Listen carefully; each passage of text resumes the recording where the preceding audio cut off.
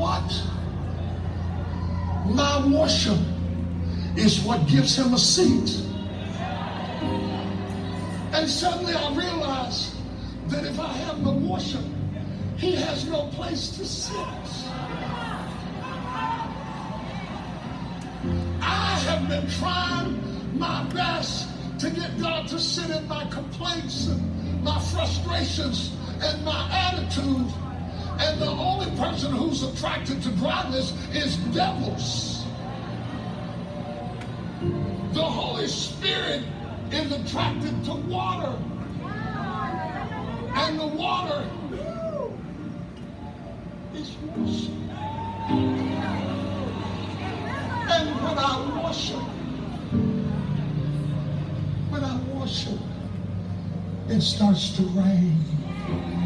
It starts to drip. It starts to flow. When I worship,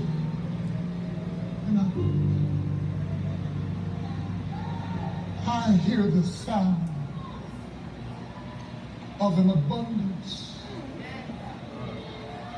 of rain. This is what a worship service sounds like to God.